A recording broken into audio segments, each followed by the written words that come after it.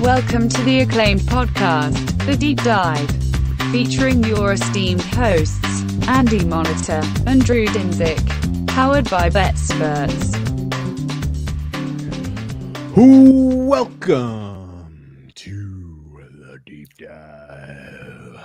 It is another great Wednesday podcast where we get to talk about NBA. Yes, I'm going to keep forcing this down your throats. I'm sorry if you don't care about NBA. It is as good a season as we ever could have hoped for. Usually, we were joking off air, usually this time of year between the All-Star break and the playoffs getting here is a little bit of a doldrums, as we are just like, okay, we get it. You're good. You suck. We get it. Let's get to the playoffs here. That is not the case this year, as things are wide freaking open. Yeah, I was gonna ask. I want because I'm used to that. I'm used to just being like, I watch much less NBA than either of you. Honestly, 10 of me combined wouldn't equal one of you as far as watching NBA, but I do love the opening season stuff. I love Christmas, and then as like casual Andy checks the fuck out this time of year. And it's like call me when like the bracket is ready and we have the awesome best playoffs logo that there is, the finals. Oh my God. And then, it's just always fun. I enjoy the NBA playoffs more than anything because all of a sudden these guys that haven't played defense for like 3 months suddenly just, remember the Great White Hype when all of a sudden he's like the best boxer in the world, just knocks him out. It's like that. It's like, you sucked last week. How are you this good again at defense? Like, you're just playing again. I enjoy that, but like, and I have the same thing too. And it's not just, I think for me, oh man, there was an old David Cross. You know David Cross from, of course. You blew yourself. Yeah, but he had a comedy show and he talks about living in New York. He's like, every 5 seconds you see the most beautiful woman in the world or the craziest effing thing you've ever seen in your life. And it happens like repeatedly over and over in New York City. That's for me, like paying attention to the NBA. It's like every night it's like, oh, I think this might be the best team in the East now. And then the next night it's like, oh my God, this guy might be the MVP. Like there's, and again, I'm so out of the loop on, the actual odds on some of that. We went over it on the halftime or half season breakdown, and you caught me up quite a bit with your projections. But every night there's something like this, like shit, this guy is the best player in the league tonight, and oh my God, this team is gonna win the East, and I get overexcited with that stuff. I want you guys to calm me down and set some stuff up. Number one. The NBA is an extremely good place right now. And number two, you guys refers to our guest, who we will introduce if you are listening to this in podcast form. Oh, yeah. The great Noops @_Noops on Twitter, co-host of Brown Bag Bets, Triple B's. In a season where I feel like a lot of ink, a lot of stuff could be said, a lot of analysis can be done on Philadelphia and Brooklyn. Who better to bring in to talk a little bit of NBA than our guy, Noops? Noops, welcome back to the Deep Dive. Hope you were well in Philly.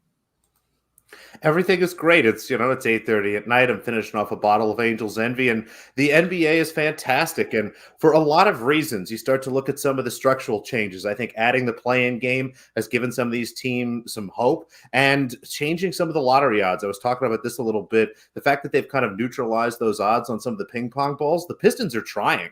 I mean, normally a team like the Pistons at this part of the season would be trying to lose every single game they could, but you take those couple things, you put them into effect, and sprinkle on top the fact that there's never been more talent in the NBA. And I know, one of my favorite press conferences of all time, Steve Kerr made the joke, of course, that, the NBA only gets worse over time. George Mikan was the greatest NBA player of all time, and it's only gotten worse since then, as most of the old guys will tell you. But you start to look at this. I mean, the MVP race is Giannis, it's Jokic, it's Embiid. It is just stunning, the amount of talent we have. So it's really exciting, and there's a lot of parity. And honestly, as a Sixers fan, as an East Coast basketball fan, I think, Drew, for the first time in a long time, the Eastern Conference is the better of the two.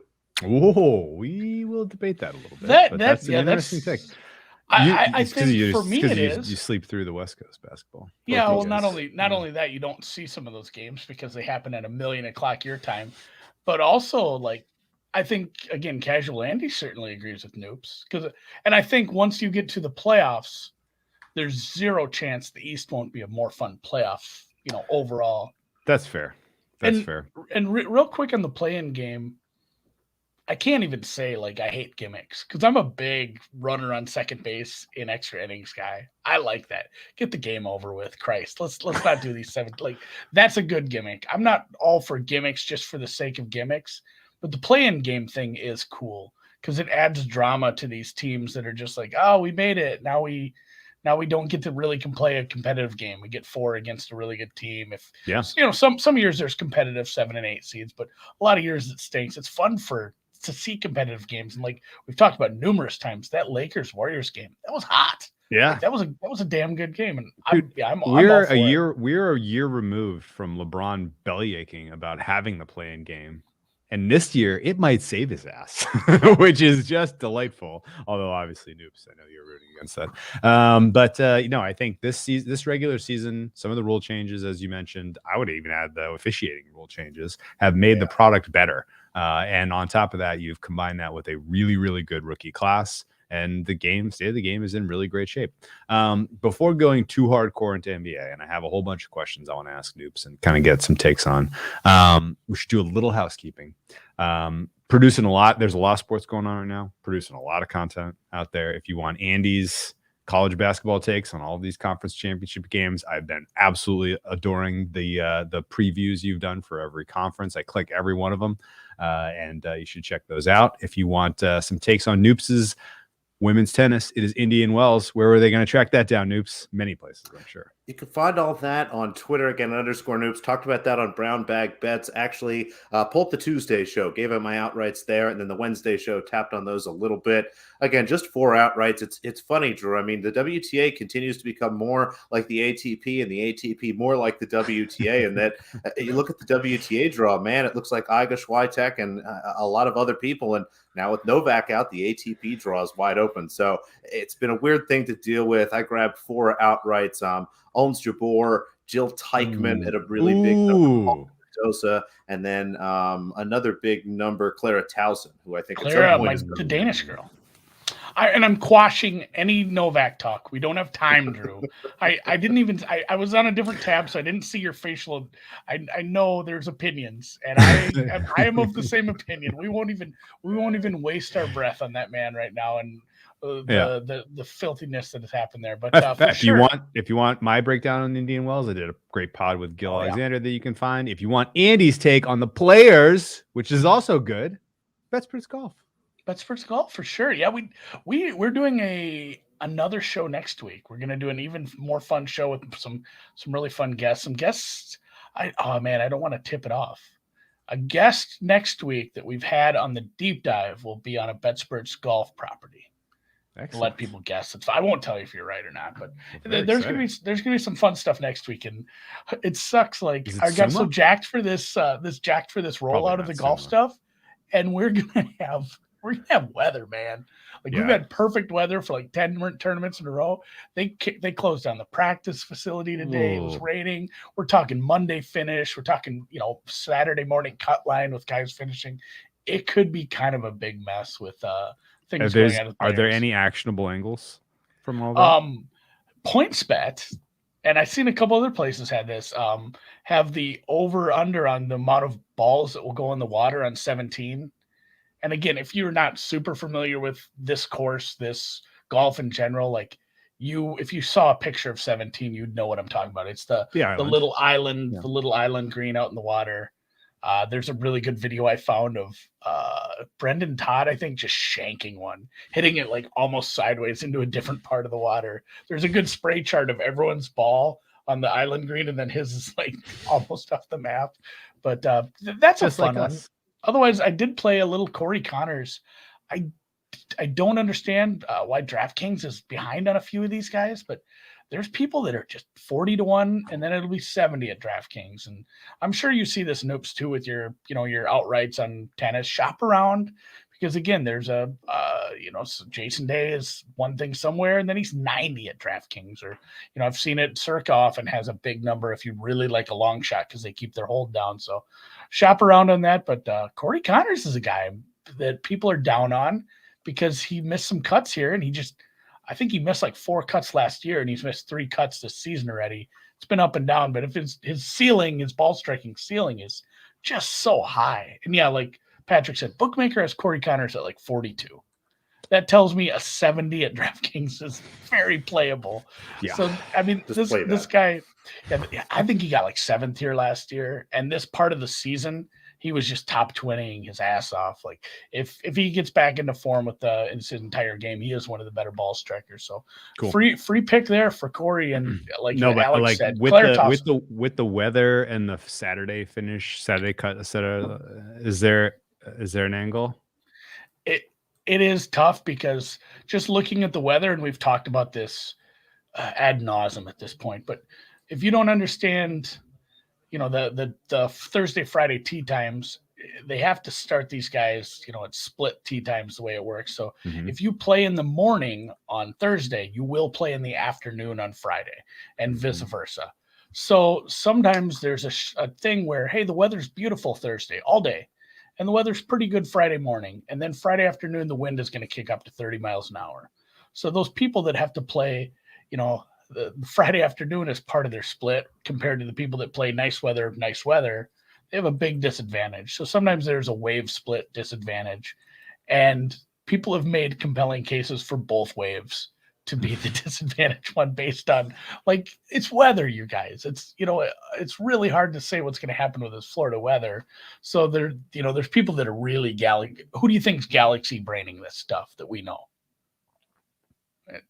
Who might say this sort of stuff in the middle of the night? Probably Calhoun, Calhoun. I mean, there's some galaxy because gotta watch out for him. It's like he's like, what if you take the disadvantage guy and the weather wave flips? Yeah, and, I mean, we got into that guy like it's the ultimate game theory move, but we got deep into the weeds on the weather from what I've read so far. Okay, so all right. Take it easy on the weather handicap. It's too volatile to try to really capitalize on. And the beauty of the NBA, outside of when the Target Center leaks, which has happened, the weather doesn't come into play that much. No, it doesn't really. No, it's true. Just bats and electrical outages. Yeah.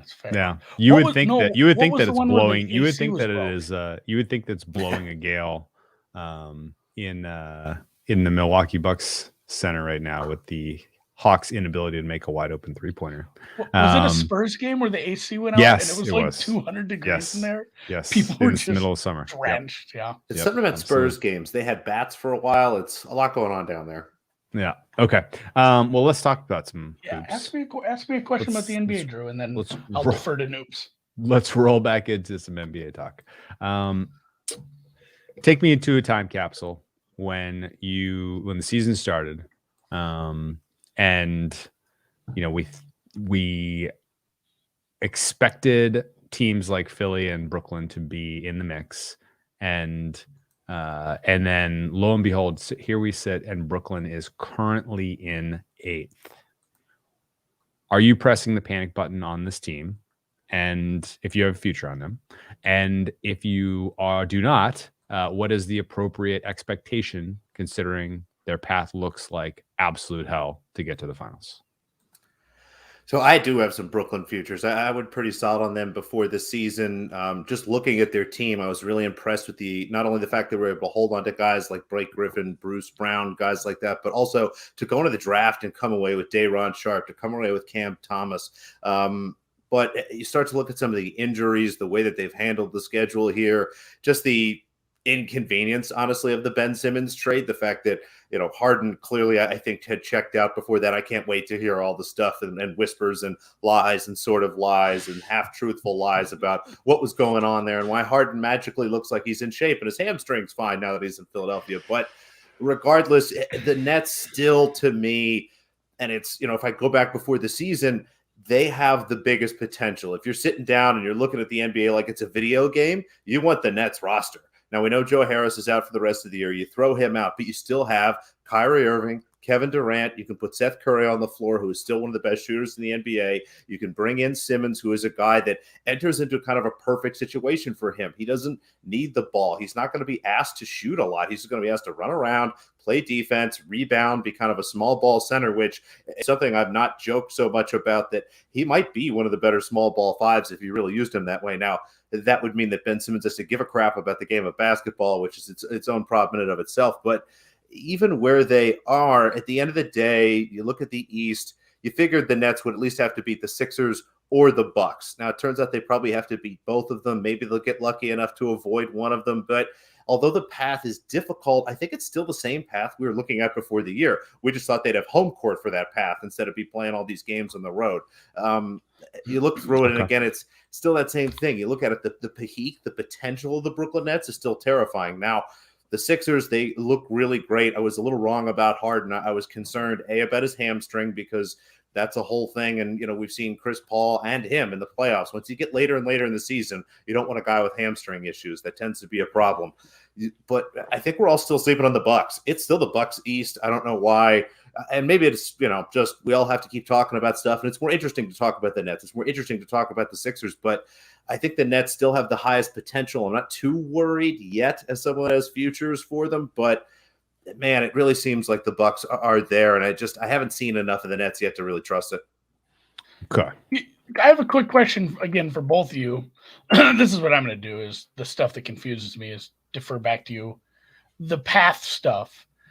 Are you actually doing anything with that as far as, and I Drew might do this because he somehow finds too much time to play with stupid shit like this, but you're not actually sitting down and saying like, building up maybe a decision tree on the actual probability of the seeds landing this way. We're saying, because I think you could, I didn't know, like it seems like that would be hard to use actionably because there is so much deviance between here and the end of the year on what can happen with how close some of these teams are. When you say how tough the path is, are you just saying it in a real general term as far as there's so many good teams in the East right now? Okay, that's a great question. Is it like this team is more than or some of these teams that are sitting in the even if you're in a three. Go ahead, Drew, you go first. Even if you're in the three spots, Three ways to answer this question. Road series against really big bad teams. 3 ways to answer this question. Do I do it numerically? Yes. Do you have to do it numerically? No.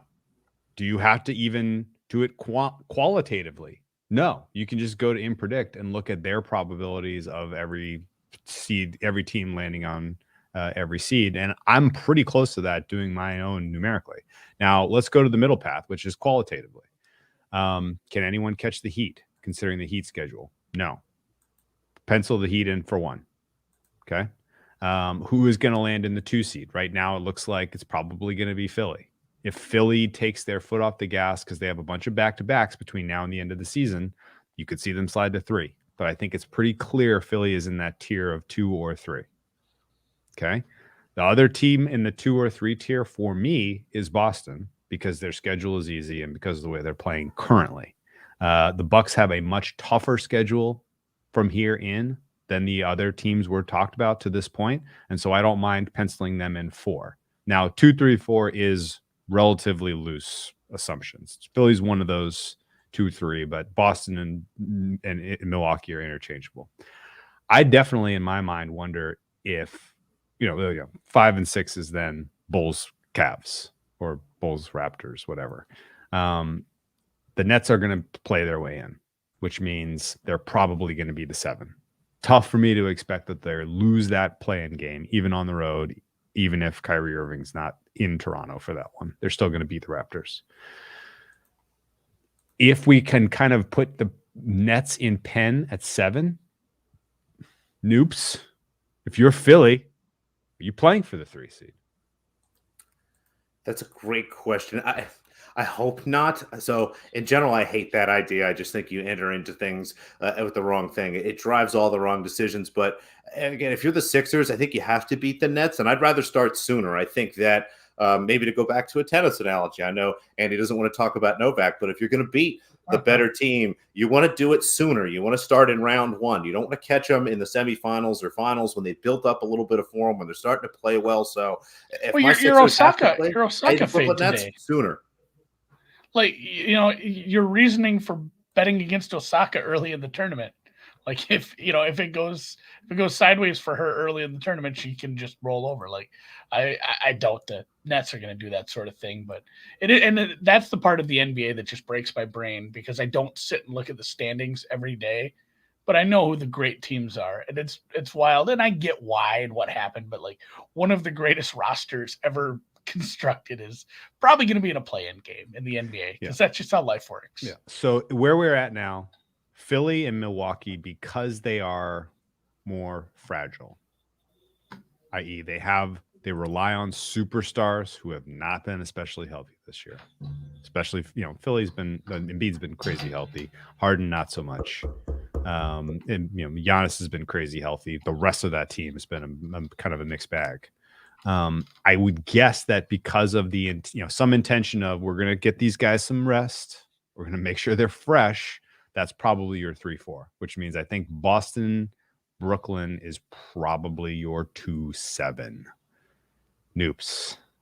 What's the price of that series? If your Nets are dogs, are they dogs to Boston?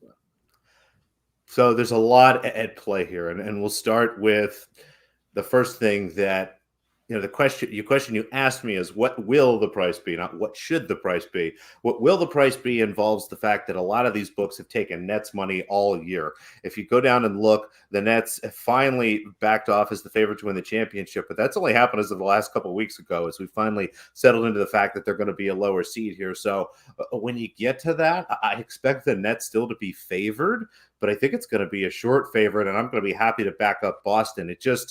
It's not quite the same situation as the Lakers and the Phoenix Suns last year, where you had a Lakers team that's kind of stumbled into the playoffs a little bit, that happened to be going into a team in Phoenix that was peaking, that for some reason no one in the public seemed to realize was peaking. Sounds like you're describing. It sounds like you're describing the Suns plus very similar situation. Yeah, it's the same thing. I think the Nets are better than the Lakers. You're not talking about an aging LeBron, a falling apart Anthony Davis, a team that's just on its last leg, honestly, that's about to get torn apart. I mean, that team was weeks away from literally everyone but 3 people leaving the building. That's a good point. Okay, so you think the Nets still I missed it a little bit there. You think the Nets will be favored in that series? Small favorites. I would have the Celtics small favorites. I mean, what would you make? Celtics small favorites. Yeah. Okay.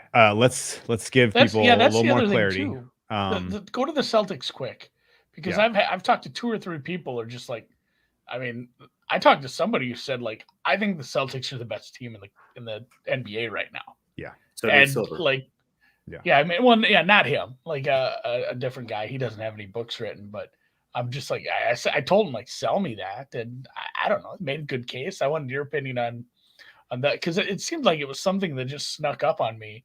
It wasn't a team that got talked about in the first half of the year. I mean, they were there and it was a good team, but like all of a sudden, like what flipped for him? Yeah, let's go into Celtics. There's a weird timeline for him as like, oh, you're an Uber star after the All-Star break. Why?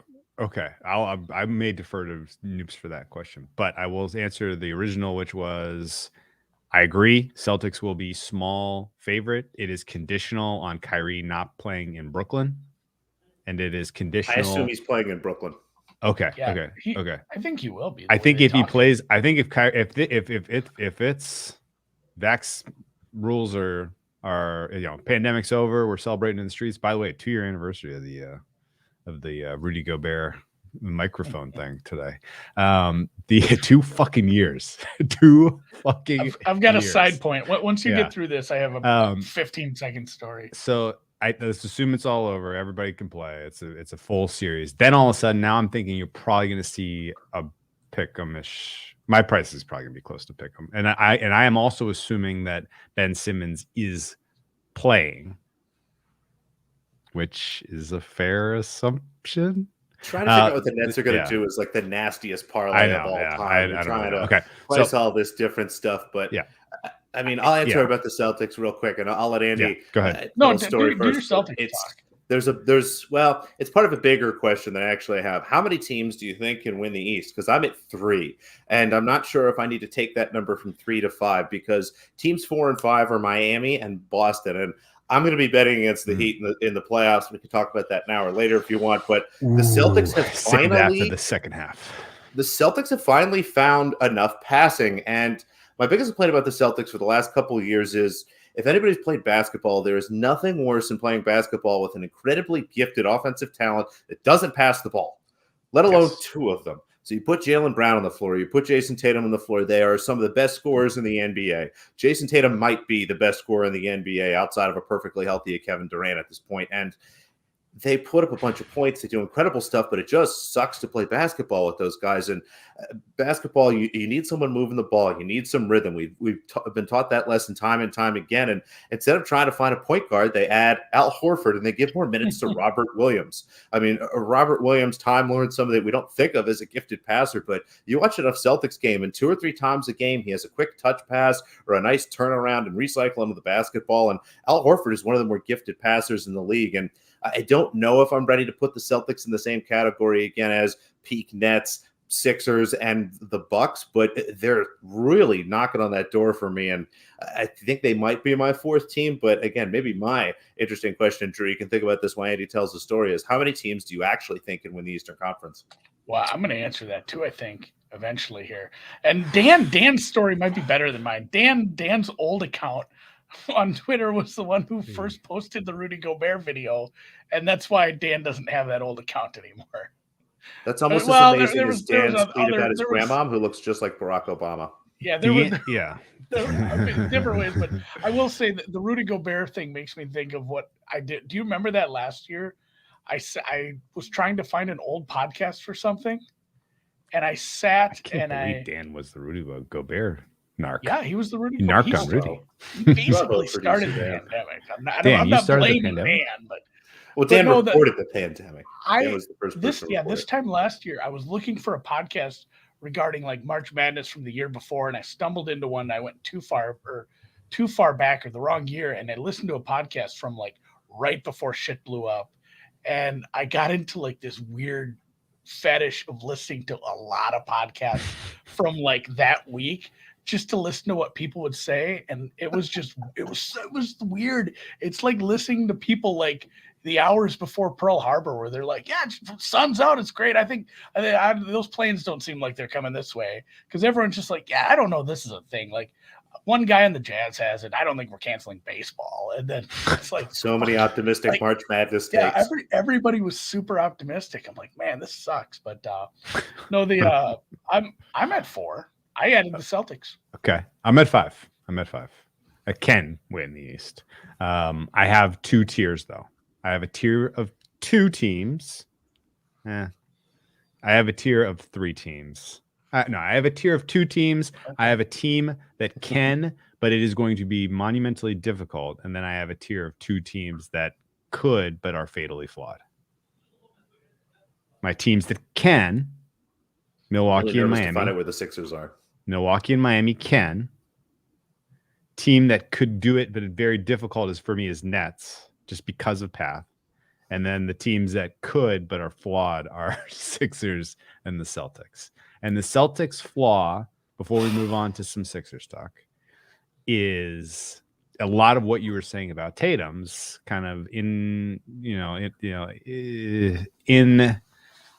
I don't even know what the right word is, but challenges when it comes to creating for others. And I don't know that until I see it with my eyes, I don't think I will believe that the Celtics can solve the offensive question that comes when a team like the Heat flips the switch and plays zone. Okay? Maybe they have some answer and they've been saving it in their pocket and I haven't seen it. But the Heat feel like the stopper for the Celtics. Now, if the other conditional thing for the Celtics is Giannis, they have no matchup for Giannis. None. Which means if 1-4 is Heat Bucks, assuming the Celtics get to the Eastern Conference Finals, that's where it's over for me. Okay. So generally, I won't buy Celtics futures probably at any price. I may play them in series. So you're saying regardless if it's Heat or Bucks in the ECF, that's it for them. If the Celtics ran into them because of I'll pay to see them match up with Giannis. I'll pay to see them solve the zone. Well, I get the Giannis thing. Like that makes a lot of sense. Like that's just a tough. I mean, he's a tough mismatch for a lot of people. He's a very good player, Drew, and I think Noops would agree with that too. But we talk about the difference and that was the question why I was asking, because again, I don't know if I've been explained.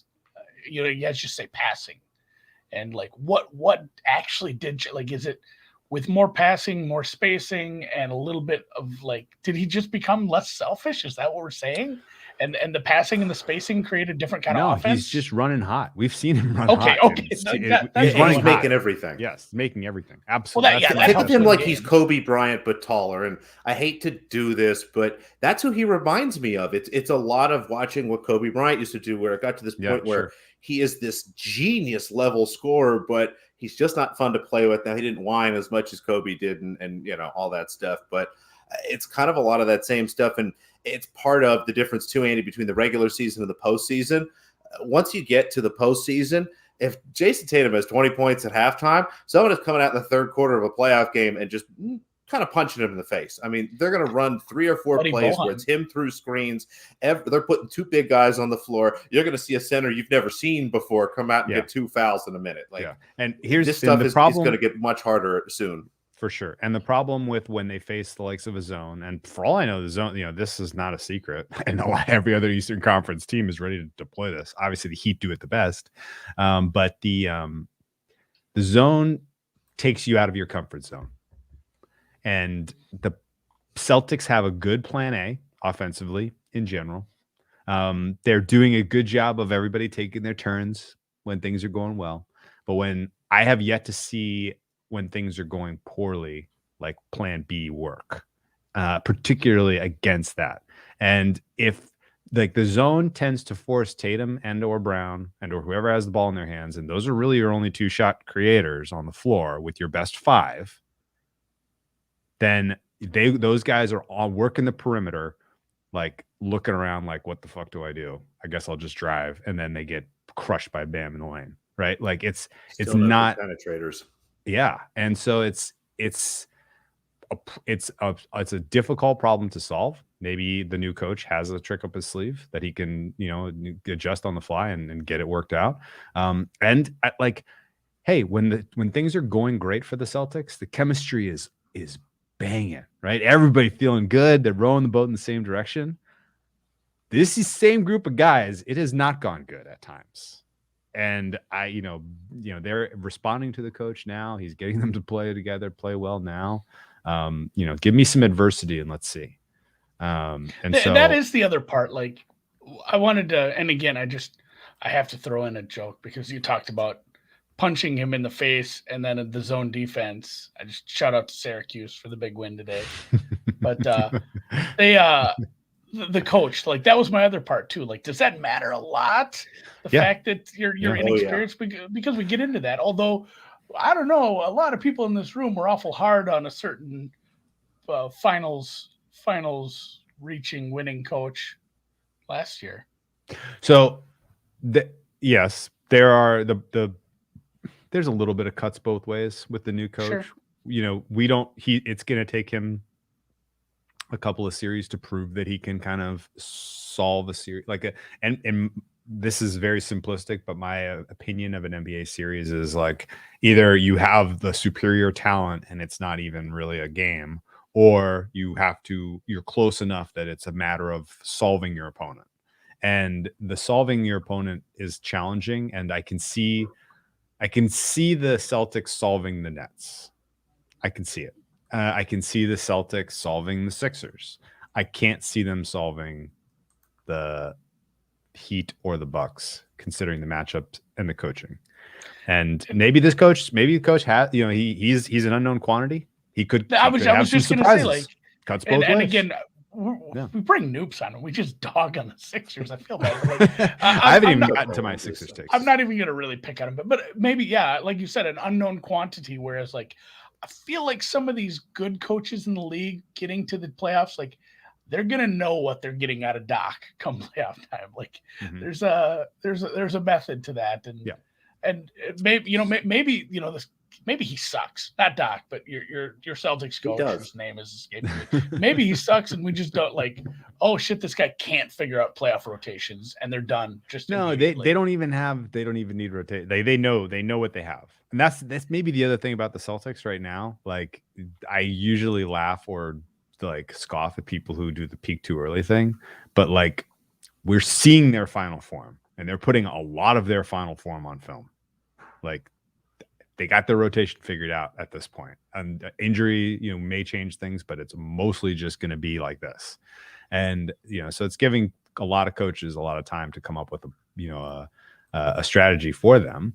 The Sixers part of things, and the reason I put them in that third tier where they have a fatal flaw is, and again, like I will admit, last year I was so burned, I was a spurned Bucks lover that was like, I never again with Budenholzer, and not going to do it. Like not going to go to war with this team. And I ejected in enough time because the things broke their way so favorably, particularly in that playoffs. And so it didn't end up getting in trouble financially over this take. And I may do this with the Sixers at some point. Who knows? But I will pay to see Rivers and Embiid and Harden like do it in a tight series. Like these are three guys that have weirdly all choked in the game 7 moments, and the likelihood that they're going to get through this playoffs without facing a game 7 type of environment, I think is nil. Noops. The fatal flaw is Doc Rivers. Everyone likes to mention that Ben Simmons didn't shoot the ball and what Ben Simmons did or did not do in that Atlanta Hawks series. There is one very simple, glaring reason the Sixers lost to the Hawks. Before game 3, the Hawks decided to put John Collins on Tobias Harris. That was the last time Tobias Harris did anything of any value to anybody at any point during a basketball game in that series. And at no point did Doc Rivers start to maybe set some screens for him, try to get him some baskets away from him, try to change some lineup stuff so that maybe when John Collins is off the floor, hey, there's Tobias Harris finally getting some looks. The key to the Sixers last year was if Tobias Harris could score 20 points, the Sixers would win in basketball games. Joel Embiid provides a level of defense unlike a big man that we've seen in years. What he can do to cover up people, the way he makes everyone look better is tremendous.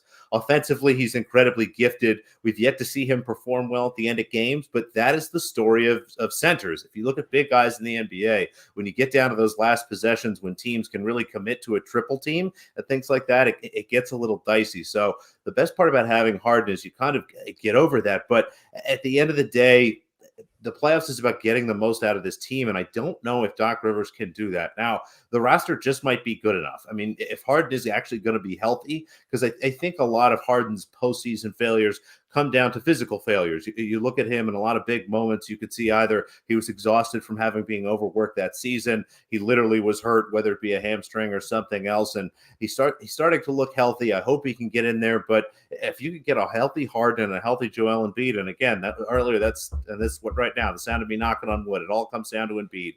If he can stay healthy and play at the level he is, they have a chance to beat anyone any night. I mean, the Sixers to me have shown the best of any Eastern Conference team so far. The Celtics have been more consistent and played at a little higher level, but the Sixers at their very best have shown the best of any of these teams so far. I don't know if it's going to matter in the postseason, but with what Harden does in terms of being that ball handler, it's amazing to me as a Sixers fan to get to watch somebody break down a defender on the dribble for the first time in what feels like a decade. The shooting, the creativity, the way he pushes Maxey down, the way that Harris has been able to kind of hide and not get all the negative attention he has makes a big difference. So that's why I'm really at 3 teams. And as much as Doc Rivers troubles me, I'd rather have Doc Rivers than an aging Heat roster that hasn't been healthy at any point this year. And, a Boston Celtics team that, again, I think when you can solve Jason Tatum, which you can with doubles and triples, becomes extremely limited. Is there a test case for this that I'm just sitting and thinking, and I didn't even pull up like finals history to look at this? Like, is there a really good analog for a team that even went to the finals where they had a very big minus as a coach? Like, not, a well-known, like, this coach is neutral or negative as far as maybe dragging this Lots team of down. examples, I'm sure. I mean, I feel like there's been a few with recent examples. Some of these super teams where it's like, was the coach even that good? I mean, just I instantly went to the first, the Ty Lue thing. Like, I'm not 100%. No. I don't think Ty Lue was a bad coach. Yeah, no, yeah. I don't know if he was at first, if he was great, but he is. Saying. He's definitely needs the respect now for sure. No, I didn't want to say it because I know like Ty Lue is a respected coach in person, but like then it was like, I'm not even sure he's on the team. Like, if he wasn't on the bench one night, I'm not sure people would have noticed back then. It's the Jimmy Dugan theory. Like, you got Tom Hanks sleeping in the dugout, but you got Gina Davis just winning games. Like, you don't need it if you got Embiid. Embiid is your Gina Davis here. So if you go back and look, I mean, the Lakers won the title with Frank Vogel in 2020. You've got to roll your eyes at that. I consider Steve Kerr a pretty good coach. You could make cases either way for that. I think in general, the winner of the finals is a pretty good coach. And it might not be that they're a pretty good coach overall, but that was kind of their year. So Doc Rivers, the reason we all consider him really great is because for 3 years, honestly, he figured out how to coach that Celtics team. He was the perfect coach in the exact moment for that 3 years or whatever with Boston. So he gets a title then, but we kind of feel differently about him now. I know people have kind of 50 feelings about Larry Brown, who got a championship in Detroit. But actually, as I look through the list here, I mean, and part of it is the dominance of people like Phil Jackson and the dominance of good coaches like Popovich and stuff. But, outside of Scott Brooks and Frank Vogel here, generally the coaches in the finals are pretty good. Yeah, generally, I agree. Two pokes about the Philadelphia case you laid out, which is fair. I don't strongly disagree with anything you said. And I don't strongly disagree that you're going to get a healthy season out of Embiid. I mean, he's playing great. It's can a fluke happen? Sure, but it seems like he may have gotten to the point where he's gotten his body in condition where it's not going to break down. He has played a lot of minutes this year. That's fine. I worry a bit about Harden switching so much that it puts more pressure on him to perform, which is a little scary. If he has to carry more of the defensive load, is that the the trigger, so to speak, that really puts him in a tight spot? So think, I'm curious of thoughts on that. And then 2, who is your closing 5 in a best of 7, in the games 5, 6, and 7? Are you really counting on offensive contributions from Maxey at that point? Are you putting Thibault on the floor, who is a 0 offensively? And if either of those questions you're concerned about, what's the other alternative? So your first question makes me optimistic because the inherent premise is that James Harden has not been a huge negative on defense. I love the effort. I mean, he's putting his arms up above his head. He's wide. He's moving. I don't love the way it kind of weighs on him offensively, but at the same time, they're not using him the same way historically he's been used. I think a lot of, again, our thoughts about James Harden in the playoffs to go back to those Houston teams where his usage was through the roof. And again, he's playing a solid amount of minutes, but they're not the same minutes he was playing in Houston, and B, I don't think, again, that even his minute count is going to be that high. Now, then again, the third thing, his defense doesn't have to be that good. Again, as long as he's standing and kind of putting his hands up and giving an extra half a second so that it can get where he needs to be, and some of those other defensive players, again, Thibault, as you mentioned, is 0 on offense. But, I mean, you put Thibault and Embiid on the floor, the other 3 guys just kind of have to not be terrible, and I think that's honestly what we've seen here. Now, the closing 5 question is scary. I mean, you look at the starting 5, it's Maxey, Harden, Thibault, Harrison, and Embiid. I think a lot of the closing 5 will depend on what the score is. And this is a tough question because I know what my answer would be if I was the coach, but I don't know what Doc Rivers' answer is. My answer is Georges Niang. I'm putting him on the floor. I don't know if I want to start him, but if I'm putting him in as my closing 5, and if we're ahead, I'm putting Thibault. If we're down, I'm putting Maxey on the floor. I think what Doc Rivers is going to do, Maxey's going to be on the floor. He loves Maxey. He loves to play him. He trusts Maxey deeply. And as someone that has written a lot of disparaging DMs and maybe even tweets, I can't remember if I sent these out to the whole world about Maxey and how much the season relied on him last year, I feel a lot better about that. I feel like I sort of can trust him. He's going to make a mistake. It's going to happen. But given what we've seen and what I know of postseason basketball, give me somebody that has the guts to try to make that mistake versus someone that's going to be afraid in that moment. So when I look at the final 5, I think it is going to be that starting group. I just pray to God every day that it's not Furkan Korkmaz. They started him the other day, and he's someone that I liked. He used to make shots a lot. I don't know what happened to him. I don't know if it's what's going on in the world or maybe he's sick and has some. But please, God, not Furkan. I feel really bad that we haven't even I feel like the last NBA one we did too. We really neglected the Western Conference. Oh, we'll get there a second. I know, but I mean, we need to even put that a bow one, on. We need to put a bow on the East with an important. I bet that one was 70-30 East, and maybe it just speaks to how interesting the East is. Ooh, what did Fabooish say? Wow, I wish I had seen it. It was probably a bot. You get some of these weird bots in here that they write these weird things. Do you guys get? Hey, hold time out. No, time out. This is important. Do you guys get that one on your Twitter now, where like you tweet something and you instantly get a reply, and it's some guy. It's like, hey, there's fixed matches, and it's a screenshot of like a 365. That one sucks. Yeah, I hate that guy. Hate it. Somebody wrote a very particular bot. Awful. It's awful. The bow on the East for me is the Heat, and it's the 1 seed. And in the same same sentence as it's going to be. I feel like I've made a big deal about how tough the path for the Nets is going to be. Like, I think the Nets are going to have to eliminate Boston as a road team, Philly as a road team, and then one of Milwaukee or Miami. And that, to me, is a tough ask. And the Heat could have a similarly tough path, particularly if the Nets somehow wind up in the 8th. Like, that would be kind of disastrous, honestly. Because the Heat, I have a tough time seeing beating Brooklyn and Milwaukee and then Philly. Like, that's a freaking. I'm surprised you like the Heat so much. I'm surprised that you have so much respect for the Heat. Well, I have respect for their never coaching. been Heat agnostic. You're either so high on the Heat like a few years back, and then remember when you turned heel on them? Yeah, I well, think they that deserved worked it. though. I think that They worked. deserved it. Yeah, for sure. Here's a question for you, Drew. In what series will the Heat have the best player on the floor? I guess against the Raptors, surely. That's in true, the 1-8 for sure. Are they going to have the best 2 players on the floor against the Sixers, Nets, or Bucks? Look, man, when they beat the Bucks in the bubble, they had the 4th best player on the floor. So we're going back to the bubble. I'm just saying. I'm just saying. Realize what you just said. Yeah, we went to the bubble. Yeah, you heard that. Bubble. Yes, when we were back in the bubble. The very, very relevant sample. And again, of course, those Heat players. Do you guys want to pull some stats from preseason games? Yeah, 2 years of crap on Jimmy Butler's knees. No, I mean it's a very valid point, and the degree to which superstardom matters now is, I think, a tough question. I guess. How old is Jimmy Butler? You ready for this? You ready for this? Did the Suns have the best player on the floor in any of their 3 series on the path to the finals last year? Noops. Absolutely. Which series? The Lakers, they had all the best players in that series. Oh, come on. LeBron was the best player on the floor for the Lakers. Stop it.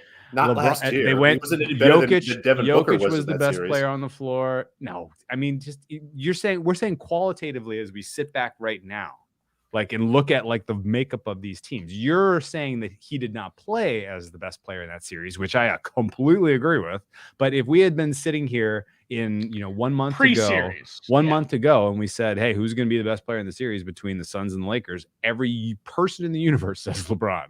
And then similarly, who's going to be the best player between the Suns and the who's going to be the best player between the Suns and the Nuggets? Every person would have said Jokic. Who's going to be the best player between the Suns and the Clippers? Every person would have said Kawhi, and second best would be Paul George, right? So your plan is that Jimmy Butler goes back in time to 2 years ago, or Bam Adebayo takes the big step forward that we've been waiting for. That's kind of where I am with the Heat. I really like the Heat. The Heat are just a more interesting version of the Celtics to me. They have less problems, but is their best basketball. Can they really, when you get to a best of 7 series, and that's what I love about the NBA playoffs, you very rarely get the finals or even a conference finals where it's not the 2 best teams. And I just don't know if the Heat have that, quote, 5th gear, if you will. Okay. So I can point out the concerns or the negatives I have with the Heat, surely. Like, that's no superstar talent to carry you in a high leverage moment is concerning. I think there is some makeup of the fact that you have a coach who can coach you through a high leverage moment and get you the play you need. That's positive. That makes up for that best coach in the playoffs. Another one of the concerns I have, the starting 5 for the Heat haven't played together a ton. And there may be a little bit of a, wait, why isn't this working like we thought it was going to work kind of thing. That's very possible. I worry a bit that too much of the Heat's success in the regular season has been on the back of depth, which matters a lot less come playoffs. Like the Heat literally go 12 deep when it comes to guys you can put on the floor and expect to be a positive contributor. And that's freaking rare. It helps in terms of having some confidence in them from an injury resilience standpoint. Like I think they'll be helped. They're gonna be able to field a competitive team in every series. They may not win, but they'll be, even if Jimmy Butler doesn't play a game for the rest of the season, like they'll field a competitive team. But it's a well-composed team. I like what PJ Tucker does defensively. I like what Bam does, defensively. I like what Lowry does in terms of creation. I like what Robinson does from a shooting standpoint. Obviously, Butler is a dynamic playmaker and in lots of ways. They have an absolute flamethrower off the bench in Tyler Hero. And, they may ultimately get contributions from the likes of Oladipo and Yurtseven when it comes to the playoffs as well. Caleb Martin is a nice guy. They may go 9. They may go a 9-man rotation. And they're all good players. They're well coached. They know their roles and responsibilities. A lot's going to have to go wrong for them to not be in a game. Really is what it comes down to. Like I've seen them in a lot of games this season be in dire straits. Like things are not going well. What was it? They were down. No, it was the fucking Rockets and big whoop. But like they were down like 15 points in that game. They end up winning by 20. Like they can absolutely flip a switch in game, which is cool to see. And I think the fact that they'll have home court matters. We could get a little South Beach flu going for some of these, some of these superstars coming through who think, we have the better team. We got the superstars. Noops, are there any superstars on your favorite team who could get in trouble in nightlife situations like that in a fun city, in a warm weather town? I hope we might not. even had one recently take a night off. That did happen. As I was checking the scores, my Bulls finally got a win, and boy howdy, when we did that last one and we said Bulls under 49.5 wins. At that, remember those updated win totals? Bulls was 49.5. How easy would that have been? They did get a win over a shitty team. Are they just too hurt to even matter? I haven't heard their name once. Not even talking about who they're gonna they might play the Bulls. I think that is it just a foregone conclusion that the chances of them getting healthy enough and the fact that this rotation in the playoffs, just maybe they haven't meaningful minutes in games like that hasn't happened yet anyway, and all the injuries is you're not getting enough time together with that starting 5 now as it is. Are they just doomed no matter what? Imagine Miami were a 4 seed and everyone's been hurt for 3 months. Yeah. If I would also all are healthy. That's a really interesting team. I mean, that's a team that has a lot of defensive options, a lot of offensive options. It's kind of a funky matchup, but you're in the NBA, there's a progression, right? If you go back and look historically, there's very rarely teams that come together all of a sudden in year one and do something. And this Bulls team is fairly new. But, I mean, if they were healthy and, again, coming in kind of like the Heat are here where they've, risen above some of the injury issues, they're going to be a top seed. Maybe they'd be interesting, but we don't know what the Ball or Caruso is going to look like, let alone both. Yeah, and plus the draw is not looking great for them all of a sudden. If they're a young, inexperienced team in a road playoff series against the likes of Milwaukee, they're kind of drawn dead. If they're a road playoff team in a series against Philly, they're kind of drawn dead. It's not the drive, it's the destination. That's super fair. They could have a really awful first round matchup where they just, God, man, Milwaukee, that might be a sweep. Yeah, probably. Because here's the other thing about I'm guessing Caruso at least is back, maybe Ball as well. So they may be at fullish strength. Maybe Pat Williams may even be back. It's tough to really get a gauge on what's going on there, but they might be at full strength come playoff time. But they still have an issue where, in order to run their best offense in the closing 5, they need Vucevic and Levine on the floor together, which means their defense is going to suck, even if you have good players on the floor like Caruso. So that's kind of Like when I look at the Nets and when I worry about the Nets, it's because of Simmons. If he's on the floor, he's the guy he's not creating offense for you. I mean, maybe he's doing a little bit of creation, but she's a non-shooter, period. Right. And if you have one other non-shooter out there, then now you have got a problem. You can't have two, right? Like by the end of a 7-game series, that's been solved, right? And similarly with the Bulls, if you have two guys who are playing that level of defense and they're in key roles, Vucevic and Levine, now you're in dog shit. So that's, I don't know. That's my gut read on Chicago, and maybe they'll do a little bit better next year if they can continue to develop those guys. But they're in a fucking stacked conference all of a sudden. So best of luck to them. It sounds like to put a bow on the East. I mean, it sounds like we're both quietly picking Milwaukee.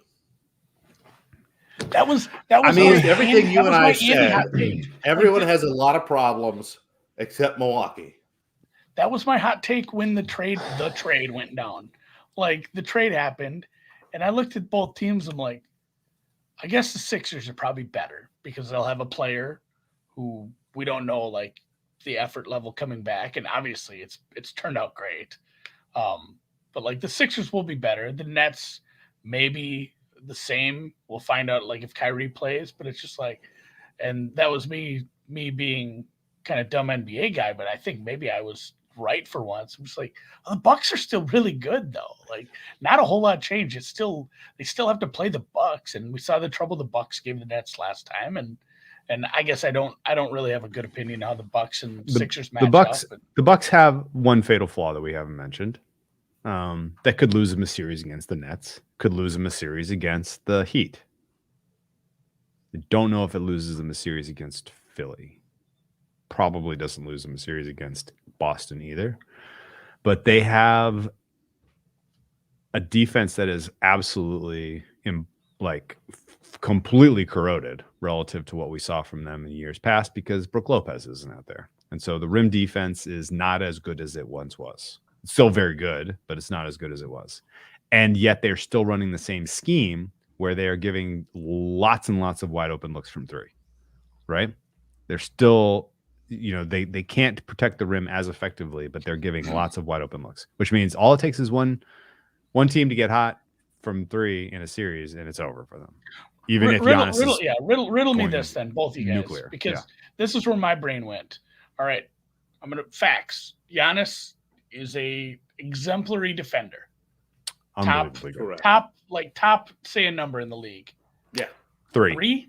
Top three defender in the top league. Top three defender for three. Yeah. When you have the rest of that team around him, minus the Lopez, with that level of defense, might as well he be a zero defender? Does it just take away everything he does on defense so much that it might as well not matter how good he is on defense at all? Like having one guy who can play incredible defense as that much, rim protection, all that, like, does it stink that? Like, that's, it's a weird how team sports jive together like that. Like, it still matters, but, it's a lot of, is it taking away so much? In my opinion, as amazing as he is, he can still only take away half of inside the arc. Okay. Whatever side that's what I wanted to hear. Whatever side he is occupying inside the arc, you are not getting to the rim. And you might get to the rim on the other side, but you still might not, right? And when Lopez was out there with him, then you were not getting to the rim, period. Sure. Right? Oh, and that's what I wanted to hear. I want to hear he can still make a difference, even though the rest of the team is just dog shit on D. Yeah, but even with the number one rim defending duo in the universe on the floor together, they were still giving up lots of wide open looks from three. They just didn't happen to run into any team in the playoffs last year that could hit those looks. So they win, right?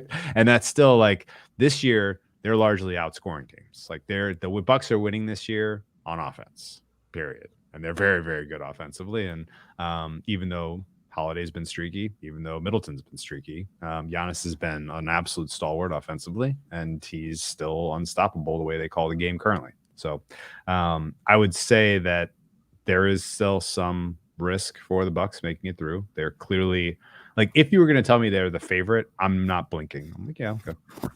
And I think ultimately they'll probably be favored in every series, even if they're a road. If they go on the road against Miami, they'll be favored in the 1-4. If they go on the road against Philly, they'll be favored in the 3-4. If they go on the road against Boston, they'll be meaningfully favored in the 2-4, I think. So those are your potential ECFs. And then if they host the Nets in the Eastern Conference Finals, that'd be fucking cool. That'd be good. The Nets are the worst matchup for them, I think. I think so too. I think so too, personally. And that's probably the reason you have to feel so good about the Bucks, right? If you feel bad about the Nets situation, the Bucks match up well with everyone else. I mean, all those other teams, they have the Giannis problem. I mean, even the Sixers, they don't know what to do with that now. At the same time, the Bucks can't do anything about Embiid. But I think as you start to look at all the questions for everybody else, there sit the Bucks where you're complaining about, okay, they don't have quite as much rim protection as they did last year, but we still have Giannis. Drew Holiday, when healthy, is still a plus, defender on the wing. Chris Middleton could be a plus defender. And as much as I know Andy brought this up earlier, we made fun of Budenholzer for years and years and years. I've totally made a complete 180 on him over the last kind of 18 months or so. What we saw him try in the regular season last year, as well as even early playoff series, it gave me a lot of hope. So if he's willing to tweak with some stuff, and again, maybe Serge Ibaka can be good in 15 to 20-minute spurts, that could be a big difference too. But again, I think we're more nitpicking the Bucks, whereas there's real problems with some of these other teams. Yeah. And I mean, if they're, more warts may emerge too once we get into a best of 7 series. Like I'm still in the back of my head somewhat concerned about Bucks half court offense. Bucks get a lot done in transition. If it becomes a half court game, are they as dynamic offensively? They sure didn't look it against the Nets. Yeah, for sure. Is your stuff updated through last night's games? As far as I'm sure it is. That's rhetorical, but just leading into a question. Yep. What do you have for a probability that the Timberwolves host a game as the 7th seed? A little over 50%. Okay. No, this is just more of me like planning out maybe going up. You wanted to transition. You wanted to transition. Do you think they get up to 7? I'm sorry. Do you think they get up to 6? No, I have about I have. Either way, then there's at least a couple home games there too. Either way, I'd like. I guess how do they end up outside of 7? I guess. What is the scenario where they get outside getting to 7? 5 or 6? Getting to 5 or 6. I have a 5% chance that they land 8, a 60% chance that they land 7, and the rest is about a 5% chance they get to 5, and the rest is 6. That's what I'm curious about. So do you think they can crack the actual playoffs? Yeah, for sure. They're playing. Sure, they're playing very well right now. My regular season rating on Minnesota is almost dead equal with Dallas and Denver. I mean, like I wouldn't expect to see Minnesota to be a meaningful dog to Denver. Certainly. I mean, Denver's been rated weirdly. That. Yeah, I mean, and what's the gap right now? The gap's not that big. I mean, look, 2.5 from Denver, 3.5 from Dallas.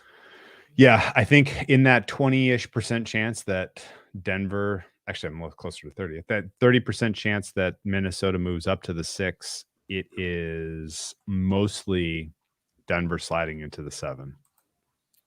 Very little Dallas sliding into the 7.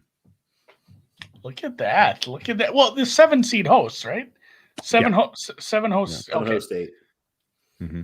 Yeah. Like okay. So let's move to the West. That's good. That was a good transition. I think we disagreed fairly and covered a lot of ground in the East, but the West is Suns and everybody else.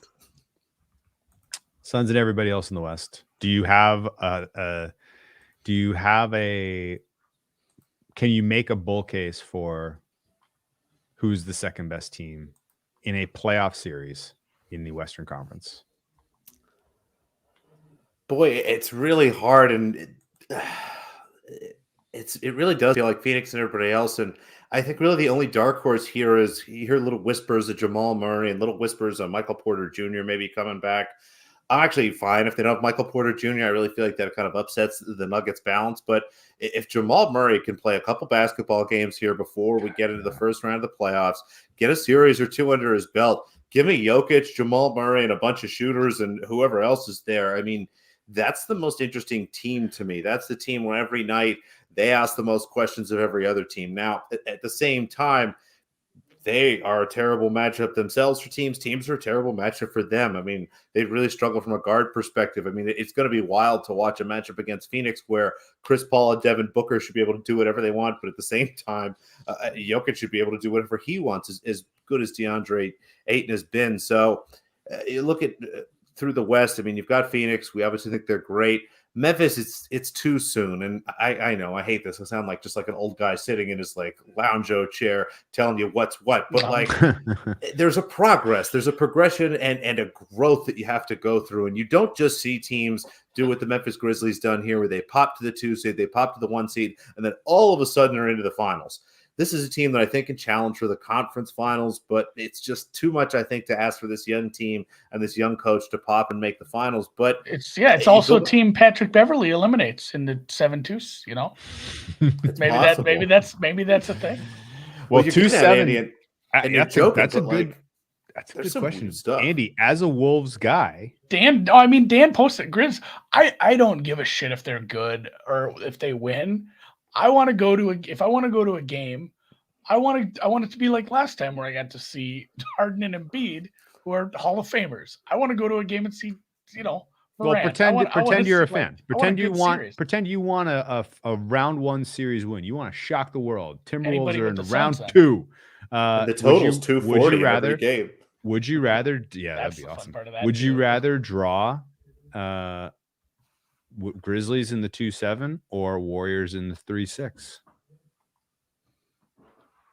Like you said, and there are some reports, and a lot of sharp NBA people are kind of petering out their support for Kerr. You know, like the Kerr bandwagon is getting pretty empty pretty quick, but it's still an experienced team, and there is something to be said for that in the playoffs, I guess. So, like, I'd rather take on the upstart with probably one of the best players. Like, my God, remember that one game? There's people that would kill to have a highlight track for their career of what he did in that game. It was like that. You're talking about Ja, right? Yeah, Ja was crazy, but I'd rather in like those 2 plays. Yeah, right. Like 3 minutes, it was like 2 minutes of action. Yeah. I'd rather, as a team, like you said, I'd rather take on the upstart. And really, like you guys said, Suns and everybody else. So I looked, and obviously, the Warriors' price is probably horrible, all things considered. But like looking at that, where the Jazz sit, and I understand where the Jazz are, but don't bet the Jazz. Well, no, and that's the thing. Like looking at I'll take the Jazz bet.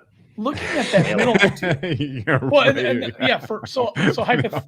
hypothetical to either of you, this middle class, and I think Noops made a good point about the Nuggets, but like Nuggets 12-1, Grizzlies 13-1, Mavericks 18-1 for the Western Conference.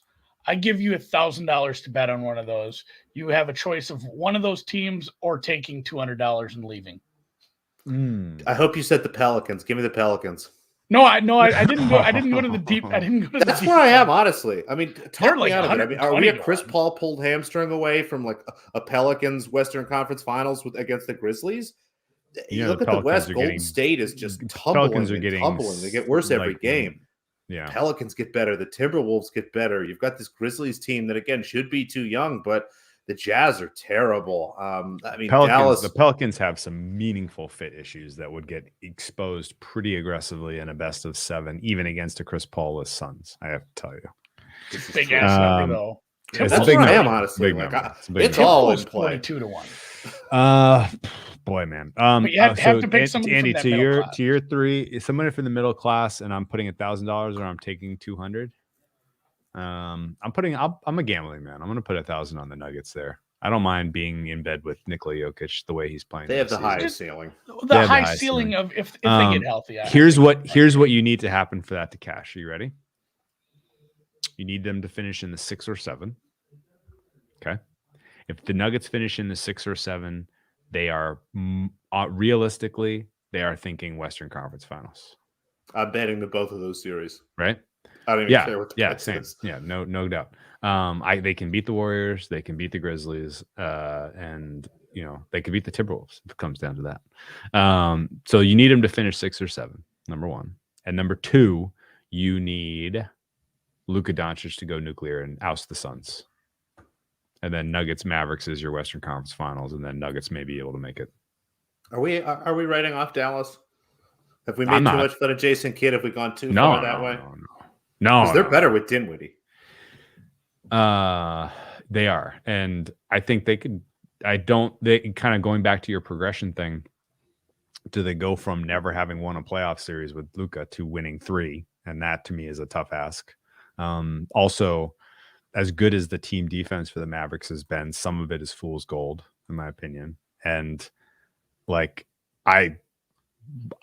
you could not make the PRA high enough for Jokic in a series against the Mavericks. I mean, my God, 50 every night. Hey, yeah, every night. It would be awesome to watch. So I think he's one of those guys. It's like be? At the beginning, he's one of those guys. It's like, holy shit, this is the best player in the league today. Yeah, would be like minus 110 for a triple double. Here's my Mavericks. Here's my general read on the Mavericks. Mavericks, if they draw the Jazz in round 1, beautiful. They're going to the round 2. If they draw they could draw the Warriors in the 4 or 5. By the way, that would be cool. That'd be a fun shit series. I think the Mavericks can win that. And then could you get just enough offensively out of Luka to beat the Suns? You could. Maybe. And again, you're assuming the Suns are healthy. Like, assuming the Suns where are there was healthy, James Harden, there was Chris Paul, right? Like, yeah. It would be a fun series. It would be a fun series. Like realistically, the Mavericks win one of the first 2 in Phoenix, go home with having taken home court advantage. Maybe they win game 3. And they're like, oh boy, we're doing this. And then the Suns, boom, boom, boom. Probably how it goes. But could they take the Suns deep into the series? Absolutely. Could they beat the Suns if they got a break? Yes. And at that point, that's probably as far as I'm willing to take them, because it would take an awful lot to get by the Suns, in my opinion. I just love that we haven't said the word Lakers yet. Who? Warms the cockles of my heart. We haven't gotten to the play-in teams yet. Here's a $1 million question for you, Noops. What is the closing price for Lakers at Pelicans in the 9-10 game?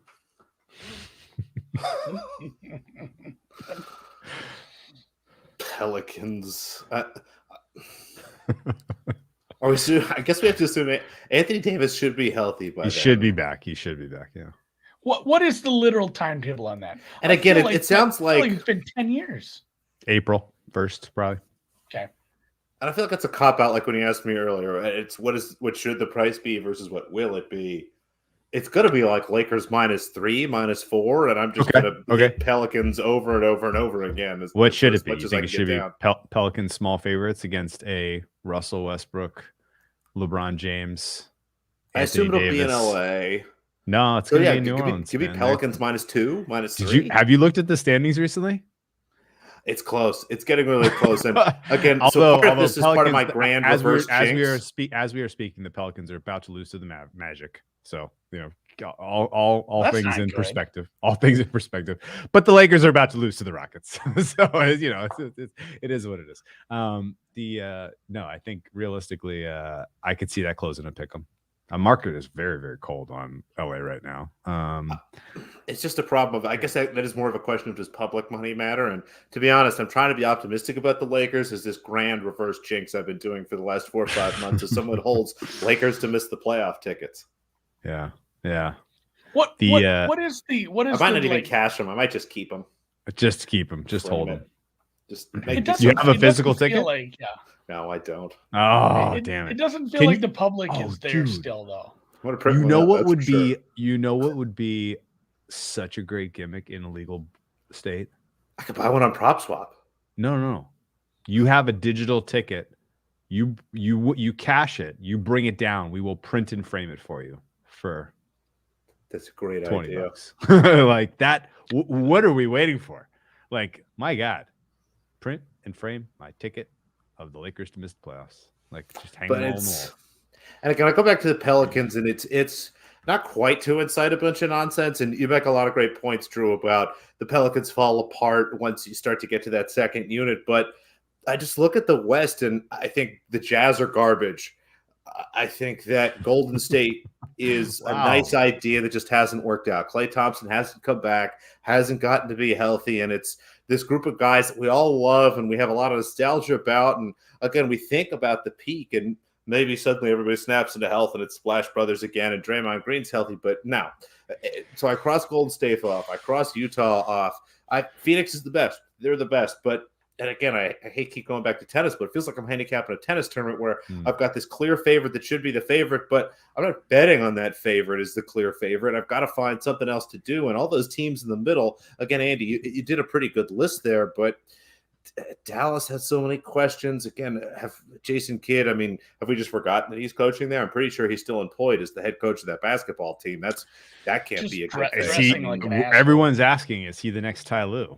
Where he was an absolute joke, and then all of a sudden maybe maybe Pelicans are too far down the list. But if the Timberwolves are in the Western Conference Finals, as someone that's spent all offseason saying I don't know why people like this Timberwolves team, it just doesn't make sense to me.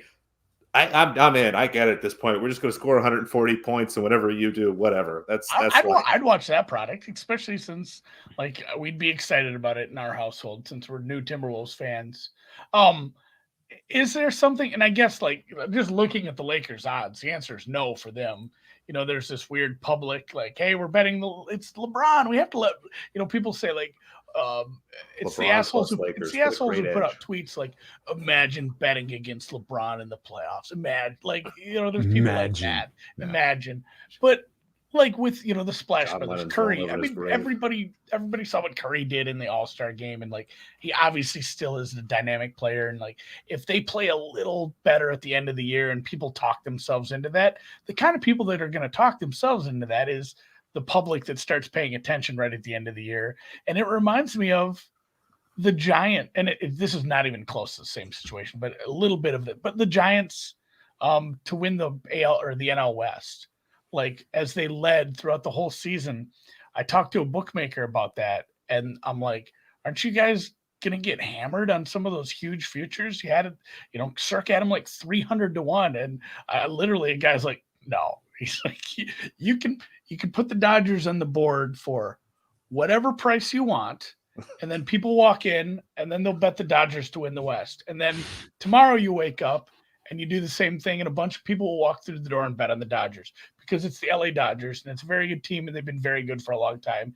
And he's like, it literally almost doesn't matter what the price is. He's like, so you do that for the whole season and it makes up for anything you're worried about with the Giants. God, I love futures. And it is funny how the futures market works that way with the public money. It's like, and it's again, weird analogy, but it makes me think about like, the Lakers is where my mind went. And obviously the Lakers are like 30 to 1 to win the West. Like it's not happening. But are there people who come in and hammer futures on teams that they know? Like I know this team is good from the last few years. Is that why the Warriors number is what it is? Because I've watched the Warriors play. Like why are they second favorite to win the yeah, nostalgia. Yeah, sure. I think like, also what's your number say, Drew? What would just don't even do prices, like rank. Where would you rank them for chances, likelihood of winning the West? Number one, West Conference power rankings. I would put the Warriors third. I had them third. Who do you have behind? Denver. I love that you like Denver, by the way. I think a lot of it is current path. I think a Denver Warriors series to me is like 52-48 Denver. I can't wait. It's real close. It's real close. And I think that cluster of 2, 3, 6, 7 is where you want to be seeding wise. Like Warriors beat the Nuggets in the 3-6. I like them in Phoenix as long as you can. Yeah. I like them to get to the Western Conference Finals. If the Warriors beat if the Warriors draw 2-7, Warriors draw Timberwolves in the 3-6. I like them over the Timberwolves, but maybe that's just because of experience factor. And you're assuming Draymond's healthy, right? I'm assuming Draymond's healthy, of course. Yeah. I mean, if Draymond comes back and couple. What are we expecting? A couple weeks. He's like a couple weeks away. If he comes back and is 60% Draymond, which is possible, then I'm revising a lot of this on the fly because he is monumentally important to them doing anything in the playoffs. But the Mavericks are a close fourth after the Warriors, and only because of Path. And then Jazz would be fifth for me, and then Memphis after them. It's the more and more I think about the West. I'm with you. Phoenix is number one, and then it could be anybody. And when you're in that situation where it could be anybody, give me the team with the best player at the high number. So I'm trying to look it up. I mean, what do we think the price is for a Nuggets Bucks final? Since I think that's where we're warming up on. I was gonna say I'm taking the Nuggets. Nuggets were like 12-1. I'm gonna shop around and see if I can get closer to 15. Who knows? I only looked at one book. This is to win the West. And the Wolves were 42. I think I had FanDuel or DraftKings open. I'll say I had FanDuel open because they have the logo in the corner of the screen there. And we encourage you to sign up for FanDuel using our promo codes. But if I can find 40 or better on the Timberwolves, that's a fun ticket for a team that can just, like you said, if they're just going to drop 140 and let the other team drop 130 on them, whatever. Tell FanDuel guys about my idea of printing the physical tickets for you if you bet online. That's great idea. That's super cool. Like to frame something. I mean, how many people we talked to stamp winner on it? Yeah. We talked scratch out the barcode winner. Why don't they stamp winner on it? Yes. Oh, yeah, thing. Why have I never seen a winner stamp? How many people did that with and this was funny because the shit just never works. But a bunch of people, when the Golden Knights showed up in town, everybody went and put $10 on them to win the cup, just to say they, these people lived in town for all those years. They'd never been able to bet on a pro team, so they went and did it. And then they just nailed the expansion draft, and everything works out. And people are like, "Oh shit! Like I'm live here at like 500-1. This is hilarious." Yeah. So and a lot of people were just, they wanted to just frame that ticket or whatever. The best part is after it's framed, you hang it on your wall, and then every time you look at it, you're like, I should go bet at FanDuel. Oh, it's just like advertising inside your house. Self-fulfilling prophecy at that point. Just handing out $1 billion ideas in your house. Yeah.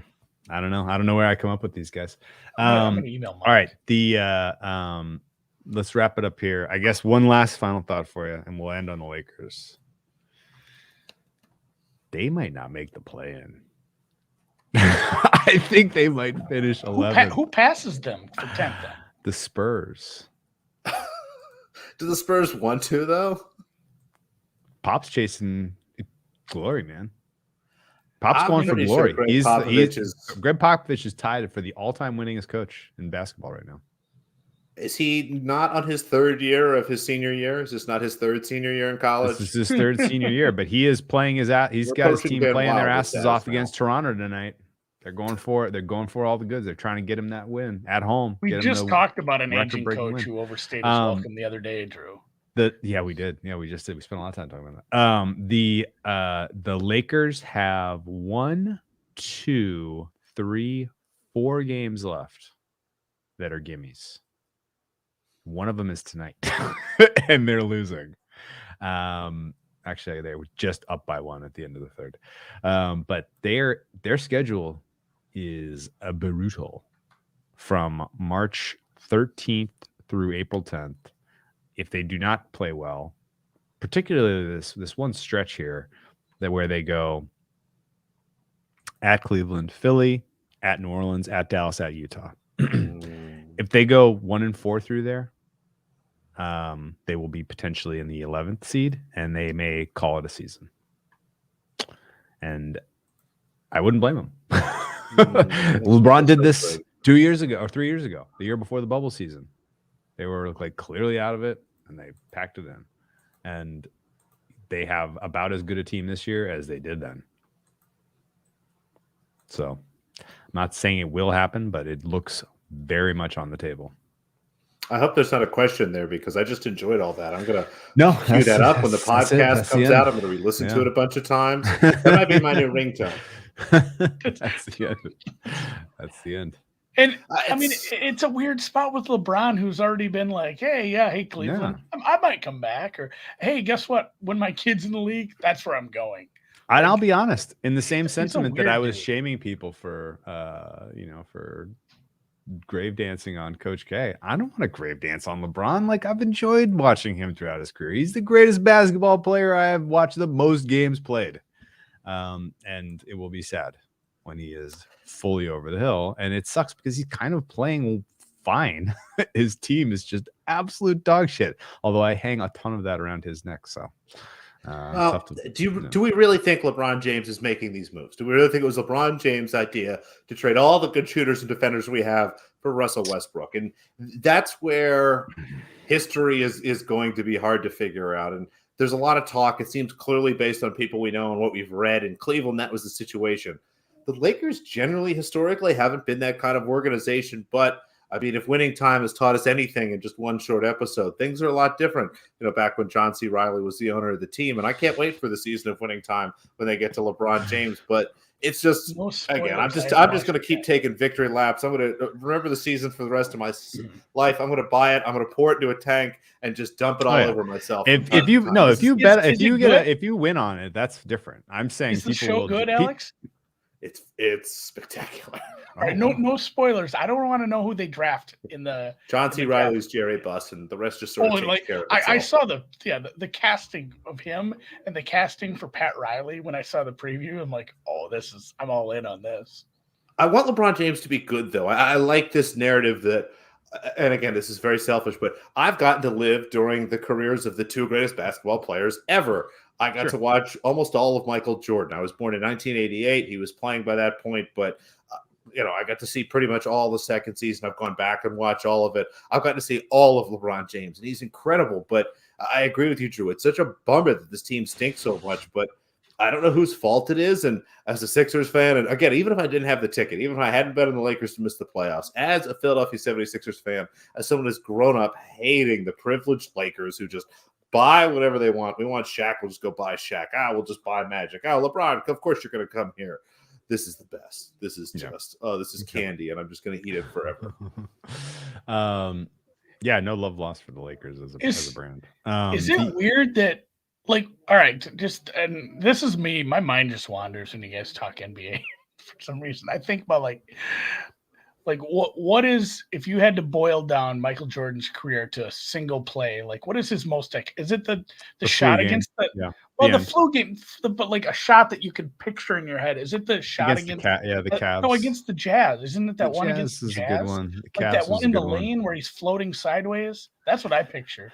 Yeah, that one. I mean, that was the end of his career. The Cavs one is very good, but it's just it'll be weird in a game where the whole point of the game is to put a ball through a bucket and I'm not going to do the MJ LeBron thing. It is what it is. However you feel about it's fine, but probably the best player ever. The thing you picture the most is a defensive play. Yeah, the run. It's for run sure down the block. block. Oh yeah.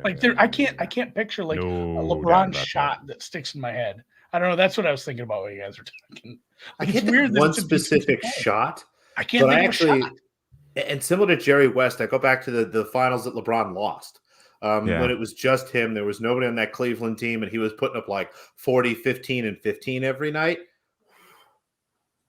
He made a shit ton of buzzer beaters.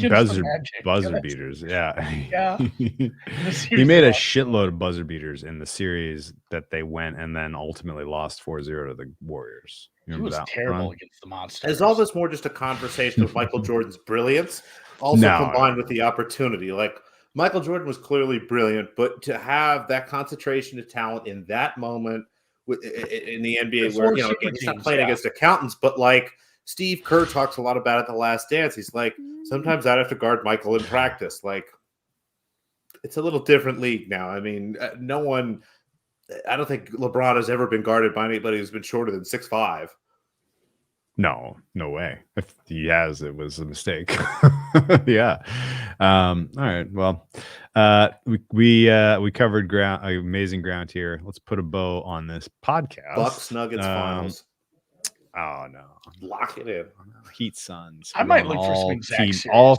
It's team strength, coaching. This is what matters in today's NBA now. And You are going to have a lot of mutual bets on the Heat. You want a deep team with a great coach. That's how you win in today's NBA. The years of the superstar carrying you are over. You too. Cross betting every Heat series.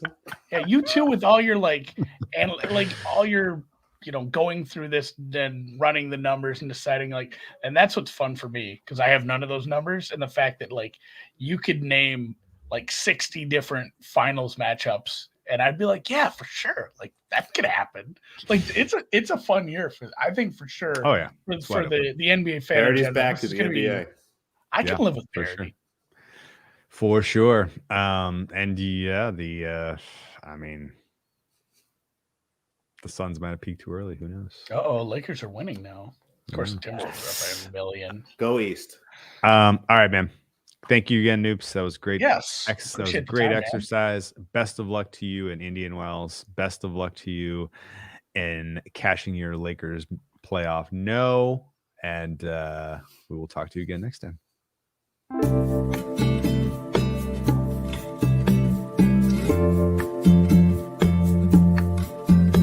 This still always just surprises me, the music. We've been doing it for months and it still gets me.